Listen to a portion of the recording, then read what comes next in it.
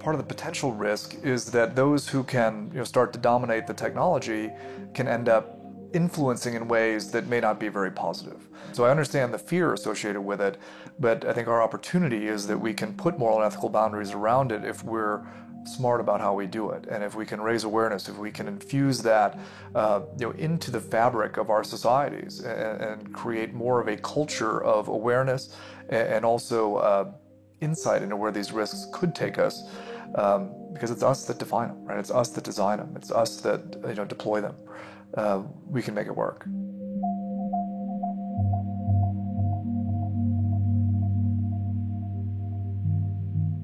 I've had the good fortune to actually spend a great deal of time in Asia and living in Tokyo. And like any American would, I took the family to Hiroshima, where there's two very easy lessons to learn. The first is that man's inhumanity to man knows no bounds. And the second is that our ability to put infrastructure, or our ability to put moral and ethical bounds around our technology invention and discovery is not great. Right? So at that time, when clearly the single biggest threat to our race was atomic and nuclear capability, there was massive infrastructure put around preventing something really serious from happening. And thankfully, nothing really severe has until now. But now, as we look more closely at advancements in technology, whether that's artificial intelligence or robotics or nanotechnology or genetic engineering or synthetic biology, each of these has an equal or greater potential to impact our race. And frankly, there's not a lot of people that we think of as minding the store on those problems. So I was lucky enough to get together with some of my co-founders and decided that that's where we're going to have our impact, is safely integrating some of these exponential technologies into society. A lot of our focus has been on putting together, what we call a series of ethical boundaries, and we really call that an on-purpose infrastructure. Right? So what we find that's very different about human beings and machines is that human beings are actually not very good at articulating what their intentions are. And frankly, we end up spending most of our time in our interactions trying to truly detect what the actual intention is of the other that we're speaking with. With machines and autonomy, we think it's going to be extremely important that those machines express what their intent is and be auditable against that purpose. Right? So there's going to be a lot of complexity as these machines enter society. We looked at drones and unmanned aerial vehicles as a great starting point because it's a net new industry. There's a lot of new jobs to be created, but there's also a very explicit view of what an intention is. Right? So as an example, if I'm flying a vehicle from one place to another, I express that intent in the form of a flight plan or a mission plan, and I can be very auditable against that intent. So we think that that's the starting point model for us with precision autonomy, is how do we create that on-purpose infrastructure, beginning with UAVs and then rolling that into other autonomous devices, whether that be home healthcare, robotics, companion robots, things like that. Over time, autonomy is going to become a much larger portion of our lives, and we believe that having that on-purpose infrastructure, if you will, is going to be very, very important. Today there's a great deal of activity that's focused on inspection of whether that's long-range pipelines or infrastructure, energy infrastructure. Much of that is done via manned helicopter. And a manned helicopter is about $3,000 an hour US to operate.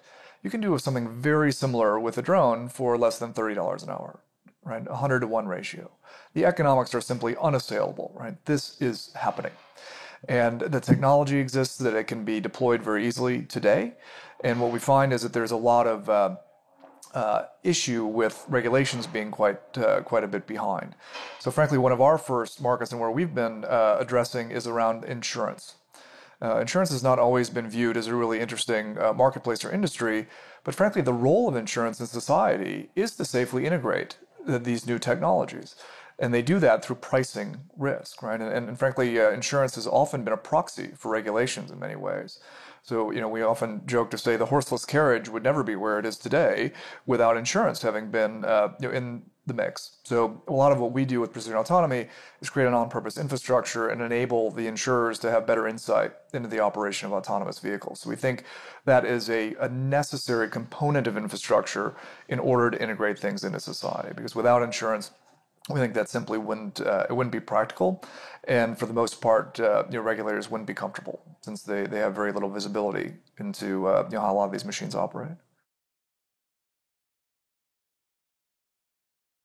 In your view, who is responsible for the safe integration of technology in society? Yeah, so the traditional view has been that governments are responsible for that role.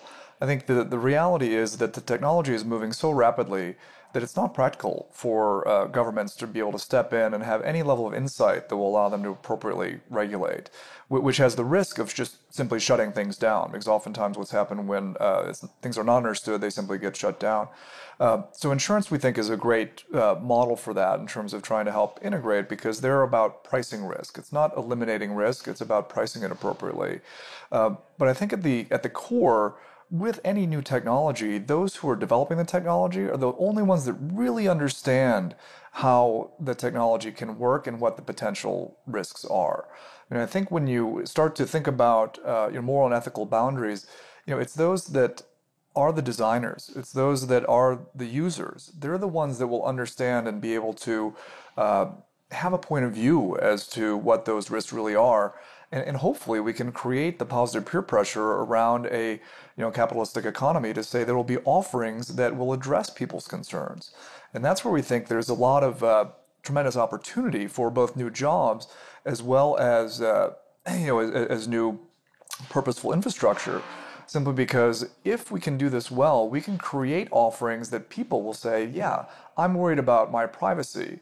Therefore, I'm only going to use this service because this service is one that addresses it very directly. And these others that are taking advantage through other mechanisms, perhaps I'll treat differently. So there's definitely opportunity there for people and hopefully for people to choose different offerings that address the concerns that they have. Don't you think that some of these new technologies that they are so complex that it's extremely hard to foresee all their possible implications? Well, I think that's true. And if I were to use an example, what we see a lot of focus on with drones in particular is this invasion of privacy issue. And what, I find that a little bit interesting because anybody who's ever carried one of these has already conceded. Right, and I think it's true that there's not a solid understanding of what it means to give up personal data and what it has the potential to be used for, but it's already happened. I mean, this is it's not even a debate. It's begun and ended, and many organizations are using information, perhaps differently than how those who have offered it, even if they didn't intend to offer it, would expect it to be used. So there's a lot of risk associated with it, but to a great degree, it's already happened. And I think that that's an area for new offerings and new opportunities. And you've seen some emerge in the market that are much more focused on how does an offering help protect my privacy and my identity. So there's some very simple things now about identity theft and credit card management and monitoring, much of which is using artificial intelligence to help manage those environments. But the idea is that there will be other opportunities for services that the individuals want. Now, I think part of the spirit of your question is, do people really know that they want it and need it? Some of that is going to be about awareness. And I think that as the media typically does a pretty strong job of trying to highlight some of those concerns. So I think the awareness will continue to grow, and with opportunities for those that have a mission of helping raise awareness, like yourself. I think this type of format hopefully brings that awareness to bear. How do you think technology reshapes the role of humans in the world? Yeah, that's interesting. I mean, I have a daughter who just started her freshman year in college, and in that spirit, understanding what the jobs will be in the future is sort of an interesting discussion to have, because frankly, as human beings, we tend to give ourselves a bit too much credit for what we're good at. And frankly, we're not very good at some things, right? So our ability, as a simple example, our ability to recognize and understand the physical world around us is a sliver of what is real, right? So I always like to think of the radio wave spectrum that many people have seen in their school days, where it's a tiny sliver of that. If you look at reality as the radio wave spectrum, what we see as human beings is a tiny sliver of that. Right? So our ability to really understand the environment around us is not excellent. Right? So when we start to look at autonomous drive vehicles as an example, should they be the ones driving instead of human beings? Well, there's certainly an argument to say yes. right? I don't see very well when it rains, right? I can't see in infrared. I don't have sonar capability, but the machines do. And frankly, they'll allow for a safer environment for us to live in. And I think one of the things that we struggle with as a race is that we're really migrating from our traditional role over the course of thousands of years of being human doers to now being human beings.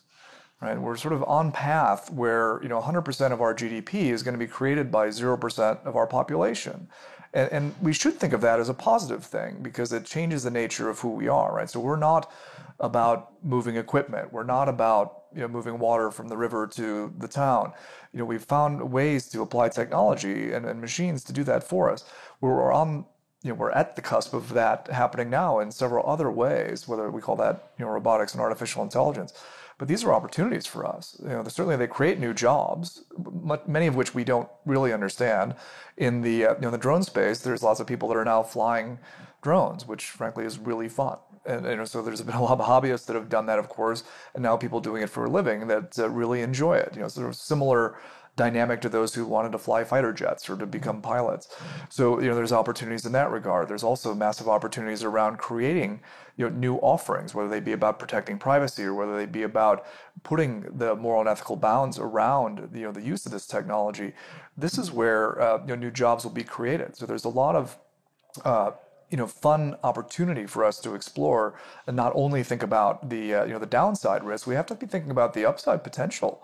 For two reasons. One, it's part of the upward march of humanity, and secondly, it's going to happen, and it is happening. So if we can't embrace that and we only think about downside protections, we'll suboptimize the opportunity we have as a race to advantage from it.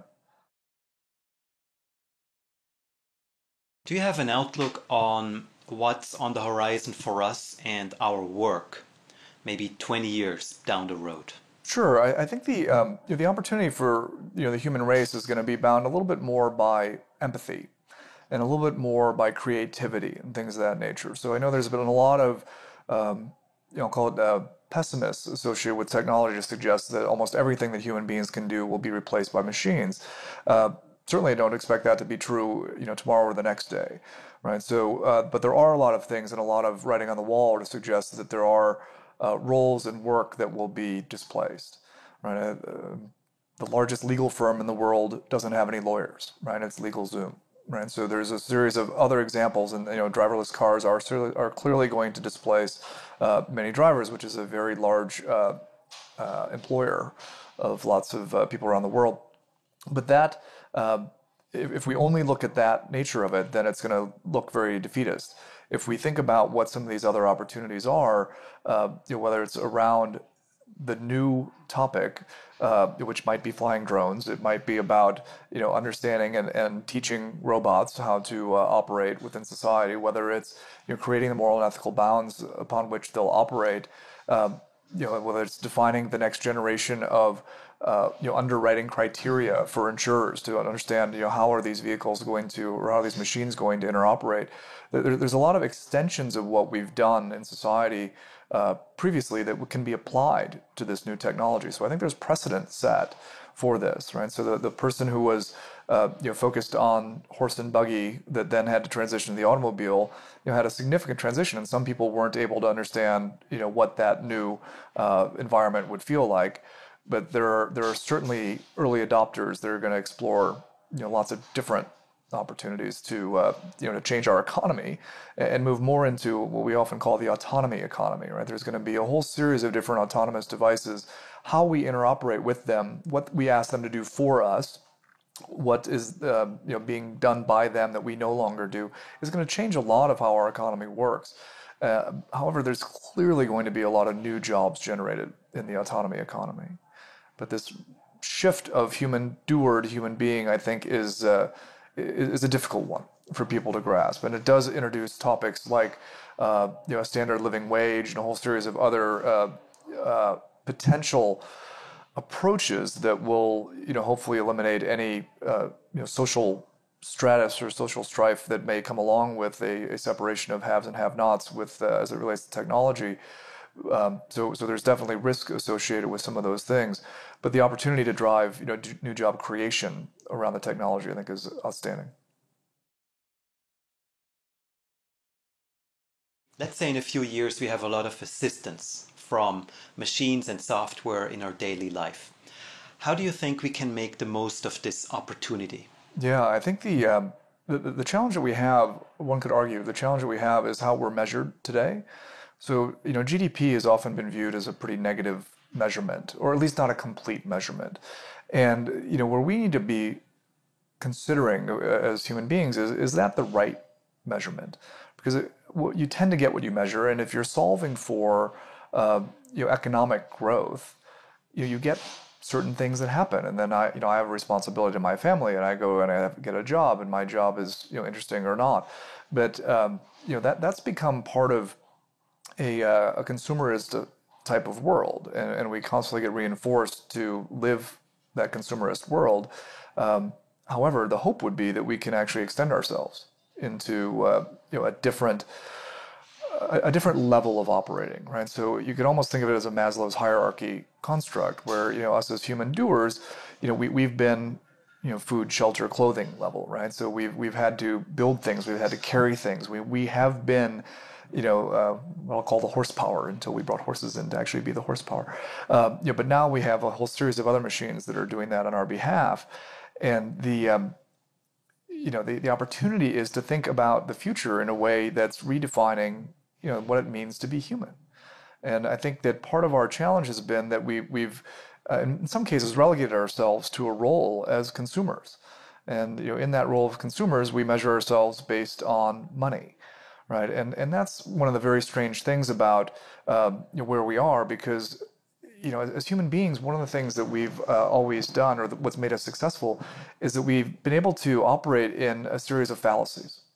Right, so we create a fabricated world that we live in, right? So this simple example that we're describing now is money. There's no such thing as money. Money doesn't actually exist, right? I mean, the notional value of what exists in the global economy is orders of magnitude past what's traceable into cash markets, right? I mean, our economy is a confidence game, right? We believe there's a banking system, and that if we ask for something back in our out of our bank account, that it will be there. So this is one of the strange things about the human interaction, is that most of our world is fabricated, and this is also one of the complexities as we move into more of the autonomy economy, because in an attempt to teach a machine how to operate ethically within a human context, is to teach a machine what, frankly, human beings are not so great at, which is, what is our interaction style, right? What does it mean to be moral and ethical, as a human being? Because when you're teaching a machine, it's very easy for them to understand the physical world because they see that better than we do, but as human beings. But when we think about how do we insert autonomy and other technology into the human condition, there's so many things that have been made up. And not that it's not important, but there's a concept of human rights, right? That's a very important thing that people oftentimes point at when thinking about moral and ethical challenges. But you don't cut a person open and find human rights. That's not the way it works, right? It doesn't exist in our physical world that way. We think of it as perhaps a truth to be held self-evident, but it's not something that exists in the physical world. So that's one of the complexities we have, is that we've fabricated so many things around ourselves that it's difficult to teach machines. But the hope is that we can, basically embrace the human being role and think about ourselves higher up Maslow's hierarchy, right? So what does it mean to be self-actualized? What does it mean to think about the next stage of our development, where we're not human doers, we're not used to, or we don't have to use our own physical power in order to sustain our own lives? And that, I think, shifts very dramatically who we are, and hopefully what we can be. Yeah, what does it mean to be alive, right? I mean, I think that's a great deal of what we're starting to face is what's the definition of life, right? So when I've sustained myself in the lower tiers of Maslow's hierarchy, now I can move up that up that pyramid, so to speak, and now who am I, right? And that's a series of questions that perhaps people haven't always had a chance to ask themselves, because all of their focus was on sustaining their lives. And now, how can I think more about what does it mean to be alive, and who do I want to be, and how do I position myself as a human being?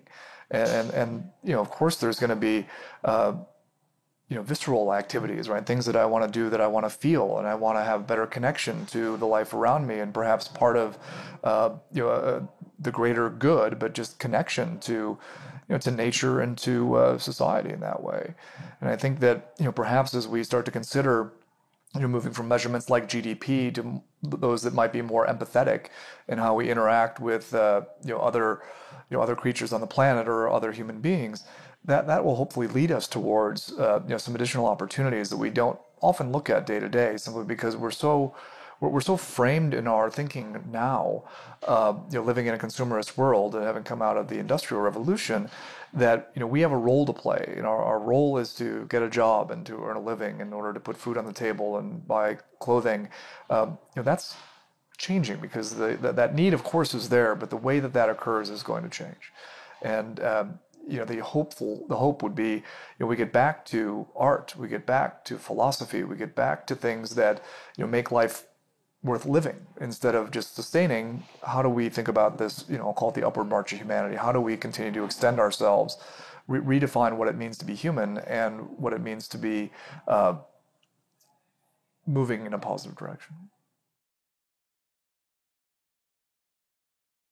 If technology really makes anything possible in life, do you think we understand what this really means for us? Well, I think one of the observations would be that if you think about who human beings are and how the technology is going to change who human beings are, I think that's perhaps a shock shock approach to it. But I'll just use a simple example. Having been lucky enough to have lived in Japan, there's a tremendous firm there, and the CEO, who's a doctor and a very amazing gentleman. He understood that the human nervous system is a little bit like a network, as we think of an electronic network, and the spinal cord, when severed, effectively eliminates the network. However, that's been the traditional thinking. What he found is that actually, when your brain sends a signal to go down your spinal cord, it also sends a low-grade electrical signal down your skin. So what he was able to do is apply sensors to the skin around people's hips that literally allowed that signal from one's brain to be received below the hips. And he's got a whole exoskeleton that allows you to operate and walk with severed spinal cord.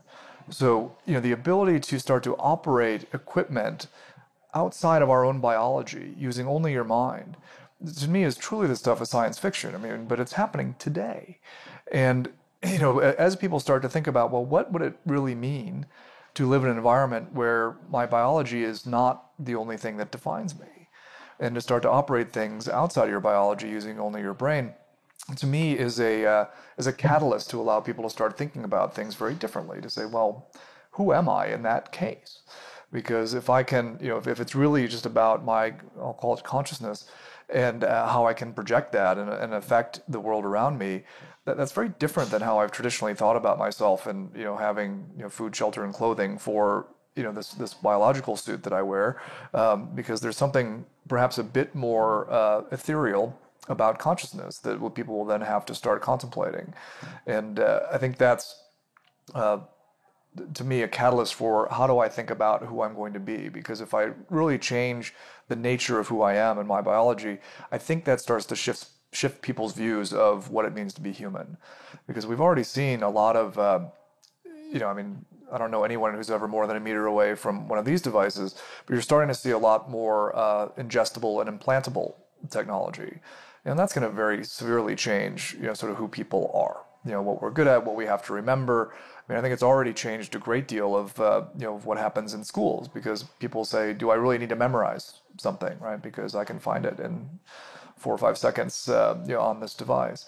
So as that becomes closer and closer to our biology, we have, a different definition of who we are as human beings. And the hope would be that, as people start thinking about that and embracing it as a reality, that it will indeed change who we are, then we can start thinking more about, ourselves as philosophers and ourselves as artists and ourselves in, sort of pushing the nature of what it means to be alive. As you approach that question and say, okay, well, who is it that I am, and what is it that I do? How do I spend my time? How do I even allocate my time? That that has been predefined for me up until this point. Now, if I'm really left to my own devices, who am I? What do I do? And I think that there is well, again, it gets very ethereal. The topic of consciousness is going to be very important because as we continue to talk about artificial intelligence and we continue to talk about things like, my ability to operate something outside of my biology, or I start to implant technology, inside my biology, I mean, it has the potential to extend life expectancy to something very, very dramatic, right? If I no longer really need, my biological suit in order to remain alive, or at least have consciousness, what does that mean? That leads us down a very a path less traveled, I should say, right? Because that's just something that most people don't spend a lot of time thinking about. But yeah, I think in an artificial intelligent, virtual reality oriented world, there will be questions about what is it that, what do we sense, and is that real, or is something else real?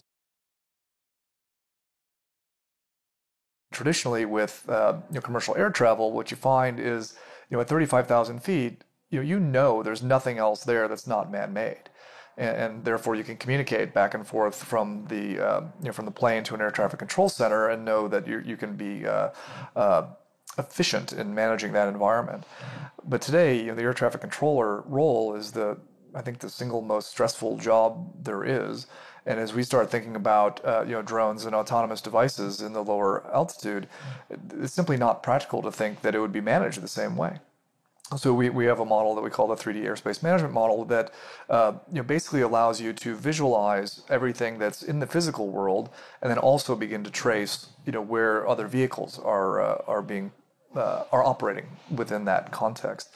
So the ability to whether you want to call it the air traffic control role is now about putting on the augmented reality goggles and saying, okay, and sort of stepping into watch the airspace and say, okay, well, this vehicle traveling here with the wind speed that I'm detecting this way, I need to change how it is that I operate. So that concept, I think, is an interesting one because at the very low level airspace, there's simply the number of actors goes up exponentially. So, and you have birds or other biological creatures that, don't carry transponders, right? They're not communicating with air traffic control typically. So the idea of how do I, engage in that environment and be safe about it is a really important one. And, that's a lot of what we've been focused on. And, there's insurance ramifications to that, and there's autonomy ramifications. But, the opportunity to start thinking about the world through a slightly different lens is, I think is very powerful. I'm taking us a little bit away from the discussion that the thread we're on, but the notion of how do I start to visualize my world and see it either as augmented or virtual or what have you. I mean, that's one of the strange things that we're learning with these new technologies is that our brain can't differentiate those things. Right. I mean, we learn, at least in one view, our brain is a pattern matching device, right? So as we, see and repeat more and more activity, we build bridges. The neuroplasticity creates, what's effectively memories of how to do things. Now, in a world where a higher and higher percentage of our experience is delivered digitally, that can change, right? So we can start to be, the difference between what we perceive as real and what's not real becomes a bit blurred. And I think it was Alvin Toffler who had the tremendous quote saying, we used to define sanity by being able to differentiate between what's real and what's not real. Pretty soon we're going to need a new definition. Because as human beings, we're having a lot of trouble detecting that. So whether we call it augmented reality or virtual reality or other just digital enhancements of what exists around us,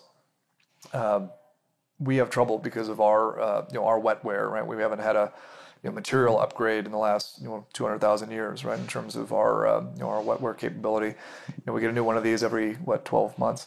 So it's our ability to react to some of the complexity that's been infused into our society and our world is being tested. And that's why I feel like we're continually enhancing our own abilities and then getting to this point where we need to start to evaluate, what does it mean to be conscious? And are we enabling ourselves to address Maslow's lower tiers and then allow ourselves the opportunity to self-actualize and explore consciousness and what life is and what it means. What would you say to someone who has the opinion that all this technological development is no different than what we've experienced before? Well, I think of it almost from the relativity theory, where you say, if you look at the speed of light, you can't detect something, but if you're traveling at the speed of light in a vehicle, then your perspective is very different. So I think the frame of mind that people have been in over the course of time allows them to make a judgment to say, oh, well, this is either is or it isn't the same as it was last time. But those judgments change materially. Right, so even in the artificial intelligence example, I mean, there's not a widely held definition of what artificial intelligence is, right? And I think if you would ask most people, if you go back, 20 or 30 years, and say, well, artificial intelligence would be being able to play chess, a computer being able to play chess, and one would argue, as I do, that that was absolutely considered artificial intelligence at the time, right up until the point where it did. And then you say, oh, well, therefore, clearly it's not artificial intelligence because that's, an unachievable goal. But our definition of what it is what's actually changing. If the goal or if the definition is something that I can't understand or is beyond capability, then as we advance through the technology, we end up having to redefine what that means. And I had somebody explain that to me at one point, saying, the real definition of artificial intelligence is just what we can't yet do with computing capability. So, from my perspective, is it different this time? Perhaps not, but we always thought it wasn't different last time either. So I think our frame of reference is what changes, not necessarily the potential of how the change is going to impact us.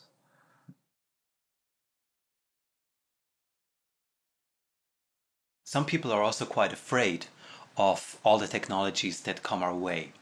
Where do you think some of that fear is maybe justified? Yeah, I think I suspect there's a great deal of fear around what it means. I think um, part of the potential risk is that those who can, start to dominate the technology can end up influencing in ways that may not be very positive, right? So the traditional technologies, a lot of those have been, when we went to the Stone Age to the Iron Age and the Bronze Age and things. I mean, those were weapons that got created, right? And the weapons allowed people to, do things that weren't so great for society, or at least certainly to some individuals. So I think the fear is that, our instincts as human beings aren't always, towards that upward march of humanity. Oftentimes, it's about satiating our own goals or perceived instinctual goals.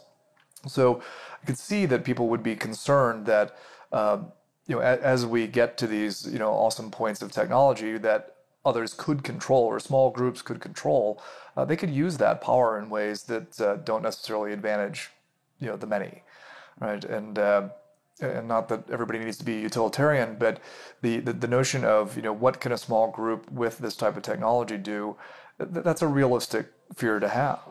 The challenge is, how do we start to build in moral and ethical boundaries around this? How do we build it into education? How do we build it into people so that they can be aware and detect that these strange things are happening, so that as they build these capabilities, they'll question to say, wait a minute, this could be used in ways that it wasn't intended. That's our opportunity, right? We need to instill people and equip them to identify, understand, and address some of these issues. I think the issues are very real, so I would never suggest that there's not a downside potential, as there is with any technology, right? I mean, atomic energy was a great thing, but frankly, our first instinct, as a race, was to weaponize, and that's not necessarily a great thing. So I understand the fear associated with it, but I think our opportunity is that we can put moral and ethical boundaries around it if we're smart about how we do it, and if we can raise awareness, if we can infuse that into the fabric of our societies, and create more of a culture of awareness, and also insight into where these risks could take us, because it's us that define them, right? It's us that design them. It's us that deploy them. As long as we can infuse that awareness, thinking, and sort of ethical and moral fiber, we can make it work. If for some reason we can't do that, there's certainly risk. I mean, you have this view that technology needs an ethical component. Do you see anything standing in the way of adding that component to technology? I think the speed with which the technology advances is one of the larger risks, right? So if we think about the atomic example, the complexity of creating atomic or nuclear capability is quite dramatic.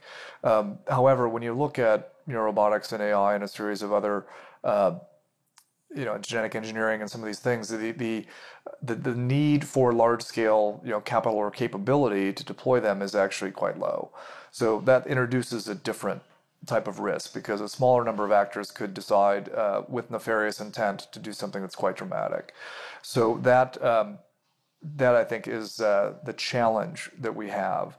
But the opportunity is through whether we want to call it the school systems or whether it's through media and whether it's through entertainment or there's just some other ways to infuse it. I mean, if you go back in history, the way the best way to learn about any culture is to read the nursery rhymes or to read the books that children are given when they're very, very young. That's what instills a culture in them. That's what instills their sense of right and wrong. And somehow we need to find a way to infuse that, in the broader population. I think that in some ways we've lost some of those things, but if we can raise the awareness and infuse the understanding of what the risks are, that to me would be the opportunity. But frankly, it's a big ask because it's we as societies we don't move on a or shift on a dime. But I think that's what's going to be necessary. And sadly, there are likely to be some uh, negative things that happen, and there will need to be a need for enforcement and regulation around that to quickly step in to shut down those issues. Hopefully, it can be done in a way that doesn't simply shut down the entirety of the opportunity. Do you think there's the possibility of a setback where all of a sudden we're not able anymore to achieve all that we could have achieved with technology? Uh, I think that's very possible on a contained basis. So I think that for a lot of areas, the technology can be democratizing, right? So more and more people will be able to use them, and as it becomes more ubiquitous, hopefully that means that it becomes safer as well.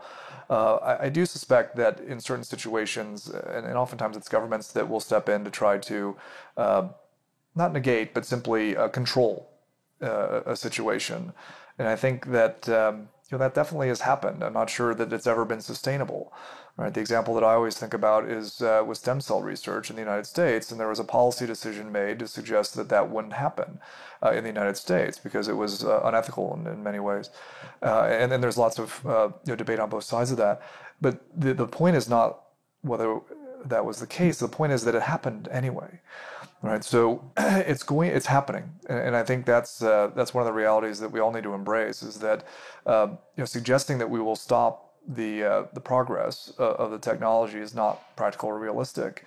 What we need to do is find ways to address the concerns and hopefully infuse a infuse into societies and into cultures the realization that we're the ones that manage it as individuals, and we can't outsource that responsibility to the governments or to the enforcement agencies or anybody else that we operate with. We're going to be empowered that way. That's part of what the technology allows us to do. As human beings, we should have that power. Do you have a hope or a wish maybe for a better approach to technology? Yeah, I think I would harken back to the measurements that we tend to use in society. So oftentimes, what entrepreneurs are looking to do is to create a commercial reality and make a lot of money and also hopefully drive some social change and good. Um, that's solving for this fabricated thing that we call money, right? Because there's no such thing as money. There is such a thing as empathy. There is such a thing as consciousness. There are other things that as human beings and living beings uh, we need to be more conscious of. So my suspicion or my hope would be that we find ways to measure empathy, or we find ways to measure quality of life and how we interact with each other, and become part of that upward march of humanity and an upward march of life.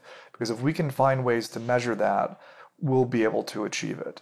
Now we tend to be framed in a way that we're, achieving, commercial or monetary realities, which isn't really about us. That's about another fabricated concept, which is money. How do we find between amongst ourselves the measurements that will make us happy, and that living amongst each other, being happy and having that engagement, is my wish. And if we can measure things the right way to enhance and incent that behavior, we'll address a lot of these concerns about the downside risk. The movement from two-dimensional to three-dimensional society, I think there's going to be so much amazing opportunity associated with that, right? So most people like to think of delivery drones and dropping packages off as the be-all and end-all, but there's so many other opportunities that are going to be creating new jobs and creating a new environment.